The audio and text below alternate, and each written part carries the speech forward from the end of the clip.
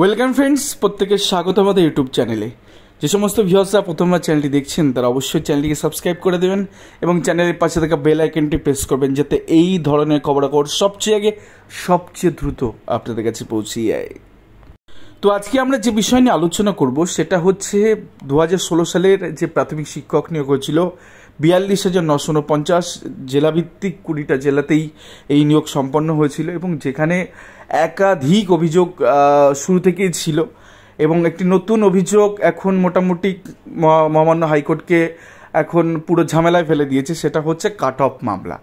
এই cut off মামলায় মোটামুটিভাবে তোলপাড় পড়ে গেছে চারিদিকে, বিভিন্ন জেলার প্রার্থীরা এটা নিয়ে উদ্গ্রীব কী হচ্ছে কি না হচ্ছে আমরা জানি। এর আগেও আমরা বেশ কিছু খবর করেছিলাম যেখানে পাঁচটি কাট অফ মামলা লিস্টেড ছিল এবং সবকটা মামলাই অ্যাডভোকেট সুদীপ্ত দাশগুপ্ত বাবুর করা, এবং সেক্ষেত্রে তিনি এমন একটা জায়গায় মামলাগুলোকে নিয়ে গেছেন যেখানে গিয়ে পর্ষদ কিন্তু নাস্তানুবোধ। তো আজকে পাঁচটি মামলায় কী শোনানো হলো সেটা দেখানোর আগে এই মামলার ধারাবাহিক দুদিনের অর্ডার আপনাদের আগে পড়ে শোনাবো। একদম শুরুর দিনই যখন মামলাটা 2024 সালের জুলাই মাসে গিয়ে মামলাটা দায়ের করা হয়েছে এবং সেক্ষেত্রে প্রথম দিনের অর্ডারে জাস্টিস অমিতা ম্যাডাম কী লিখছেন, এক মাসের মধ্যে এটা শোনানোর জন্য ওঠে আর কি। তার মধ্যেই the petitioner participated in the recruitment process of primary school teachers conducted by the West Bengal board of primary education in the year 2016। তো 2016 সালে নিয়োগ প্রক্রিয়া এই প্রার্থী তিনি বসেছিলেন, তিনি পার্টিসিপেশন করেছিলেন। দেন পরবর্তী ক্ষেত্রে কী বলা আছে, the panel with the breakup marks was published under order pass by the court in month of May 2023। অর্থাৎ কোর্টের অর্ডারে প্রাথমিক শিক্ষা পর্ষদ মে মাসে 23শে মে 2023 তারিখে এই ব্রেকআপটা প্রকাশ করে। 32,000 বাতিল হওয়ার পরে গিয়ে কাট অফটা তারা দেয়, ব্রেকআপটা তারা দেয়, কাট অফ দেয়, অ্যাকচুয়ালি এই ডেটে কাট অফ দেয়। The petitioner there after came to learn that the he obtain more marks than the last empanel candidate who was given appointment. অর্থাৎ এই ক্ষেত্রে পিটিশনার জানতে পারেন যে তিনি বেশি নাম্বার পেয়েছেন এবং লাস্ট এমপ্যানেল প্রার্থী থেকে তার নাম্বার বেশি। দেন পরবর্তী ক্ষেত্রে পেয়ার, অর্থাৎ এখানে প্রাথমিক শিক্ষা পর্ষদ তাদের সাবমিশন কী ছিল, prayer has been made for issuance appointment letter in favour of the petition. অর্থাৎ এখানে পিটিশনারদের সাবমিশন ছিল যে পিটিশনারকে তার নাম্বার যেতে বেশি তাকে অ্যাপয়েন্টমেন্ট দিয়ে দেওয়া হোক। তো লার্নেড অ্যাডভোকেট, এখানে এই লার্নেড অ্যাডভোকেট হচ্ছে প্রাথমিক শিক্ষা পর্ষদের advocate, representing the West Bengal board of primary education rises A preliminary issue with the regard to the mentality point mentality with of the writ petition. অর্থাৎ এই মামলার গ্রহণযোগ্যতা কতটা আছে মেন্টালিটি পয়েন্ট নিয়ে প্রাথমিক শিক্ষা পর্ষদ প্রিলিমিনারি অবজেকশন জানায়।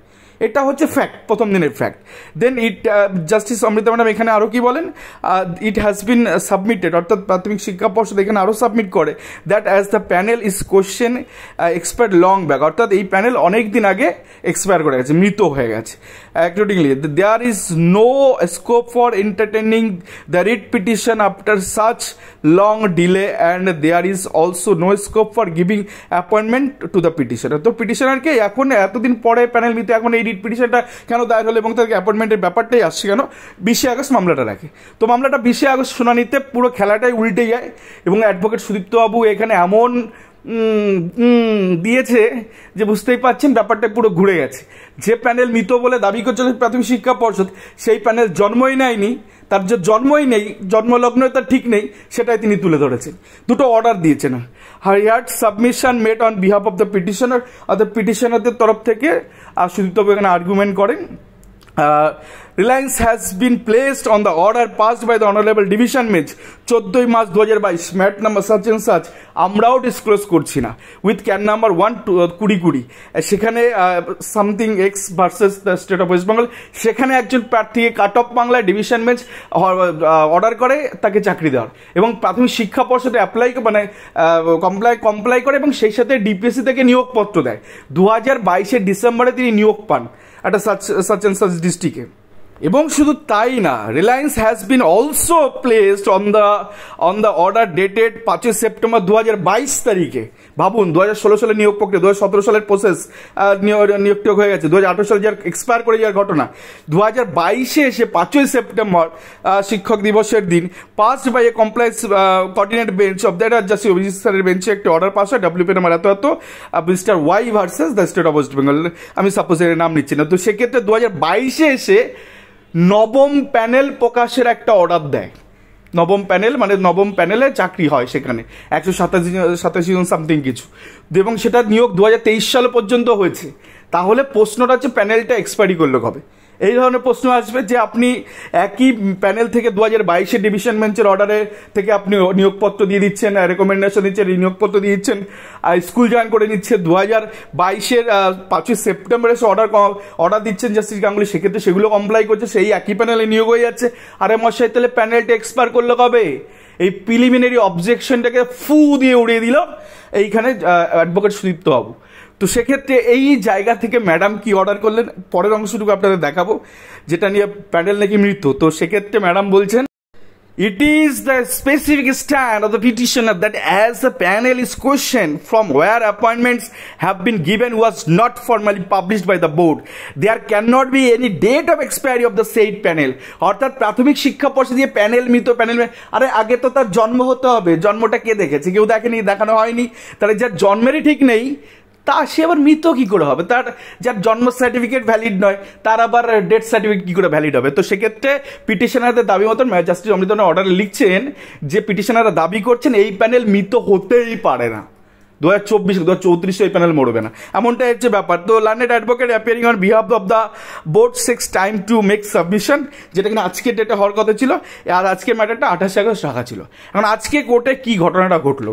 কোর্টে হচ্ছে প্রাথমিক শিক্ষা পর্ষদ সেই সাথে ডিপিএসসির হাওয়া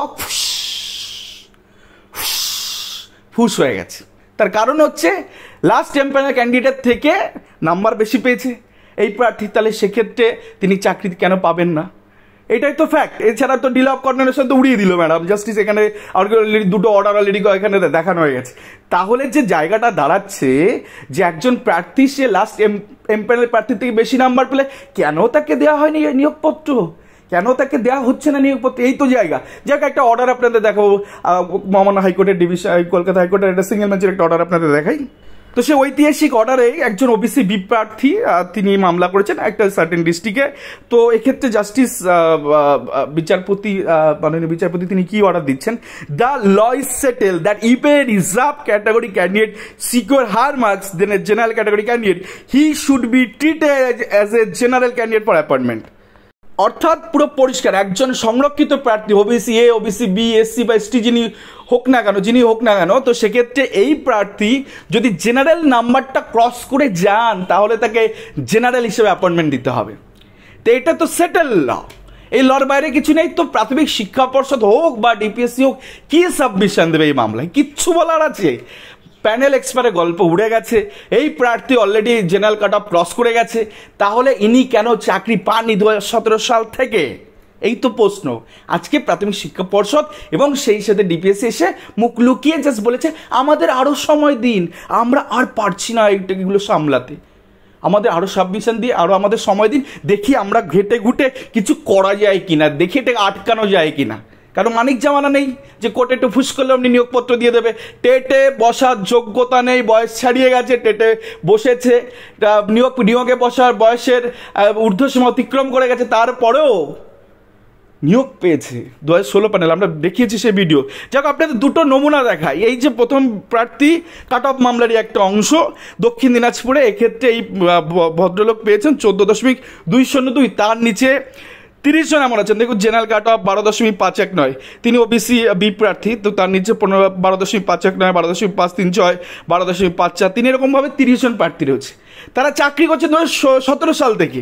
আর এই প্রার্থী 14.202 pay without interview, without aptitude test 2024 এখনো নিয়োগ পাননি। এ কেমন প্যানেল? পাশের জন্য চলে আসছে দেখুন মালদা ডিস্ট্রিক্টের ঘটনা, 16.280 তিনি পেয়েছেন, তিনি একজন ওবিসি এ প্রার্থী। তো তার নিচে দেখুন জেনারেল 10.252, জেনারেল 11.063, 11.339, এরকম করে 1000 প্রার্থী রয়েছে যারা এই 2016 প্যানেলে চাকরি করছেন। অথচ এই মালদা ডিস্ট্রিক্টে এই প্রার্থী এতটা নাম্বার পেয়ে, মোর মার্কস পেয়ে তিনি আজও চাকরি পাননি 2024 এসে দাঁড়িয়ে। কি বলবে প্রাথমিক শিক্ষা পর্ষদ, কি বলবে ডিপিএসসি? বলার কোনো মুখ আছে? শুধু মুখ লুকানোর সময় এসে গেছে। খুব তাড়াতাড়ি এটা এক্সপোজ হবে এবং এতটা ভাবে এক্সপোজ হবে কেউ ভাবতেও পারবে না। আগামী দিনে আসছে ভয়ঙ্কর অবস্থা তৈরি হবে এই প্যানেলে। কারণ 32,000 ছেড়েই দিন, এই কাট অফ মামলায় কেঁচো কুড়তে কেউটো, এই এদের যে চাকরিগুলো দিচ্ছে না এর জন্য কেঁচো কুড়তে কেউটো বেরিয়ে আসবে এবং প্রিয়াঙ্কা নস্কর থেকে কয়েকশো গুণ ভারী মামলা এই কাট অফ মামলায় পরিণত হতে চলেছে এবং সেক্ষেত্রে বড় বিস্ফোরণ ঘটবে, পশ্চিমবঙ্গে কেঁপে উঠবে। তো যাক, এই ছিল আজকের ভিডিওটা বুঝতে পারছেন। এর জন্য আগামী সপ্তাহে মামলার ডেট আগামী সপ্তাহে রেখেছে, হয়তো সোম মঙ্গলবার এই মামলার হিয়ারিং হবে। তো দেখা যাক এই কদিনের মধ্যে প্রাথমিক শিক্ষা পর্ষদ বা ডিপিএসসি নতুন কী তথ্য তুলে ধরে। ধন্যবাদ সকলকে।